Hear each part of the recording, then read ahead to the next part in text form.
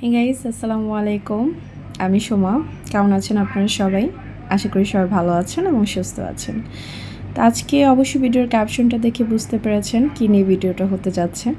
তো আজকের ভিডিওটা হচ্ছে আমার মামা দেশ থেকে কিছু সবজি পাঠাইছে আমার জন্য, তো সেটাই একটু ভিডিও ক্যাপচার করলাম এবং আপনাদের সাথে শেয়ার করতে যাচ্ছি। আমার মামার বাসা হচ্ছে নরসিংদী শিবপুরে। আর যেহেতু ঢাকা থেকে দূরত্ব অনেক, তাই মামা চাইলেও এখানে সবজি পাঠাতে পারে না। তো মাঝে মাঝে মামা এই নিয়ে অনেক দুঃখ প্রকাশ করে। তো আমি যখন এবার লাস্টবার বাসায় যাই ঈদে, তখন বাসা থেকে ফেরার পথে মামা সবজিগুলো নিয়ে আসে।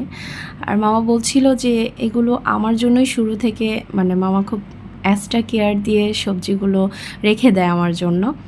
তো জিনিসটা শুনে অনেক ভালো লাগে। নানা বাড়ির ফ্যামিলির দিক থেকে আমি হচ্ছি বড় নাতি।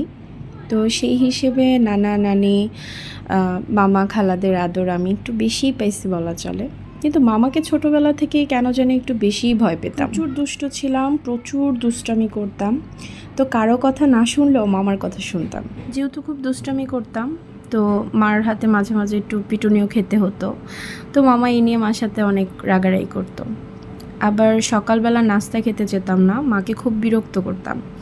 তো যেদিন মামা সকালবেলা আমাকে স্কুলে নিয়ে যেত, সেদিন 2টা ডিম, 2টা পরোটা, 2টা মিষ্টি, ভাজি, এগুলো সব কমপ্লিট করতে হতো মামার ভয়ে।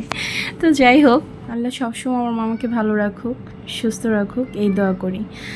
শুধু মামা না, আমার খালা, ফুপু, চাচা যারা আছে সবাই অনেক ভালো।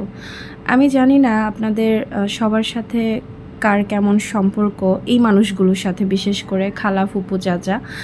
আমার লাইফে আমার সবগুলো মানুষ অনেক ভালো।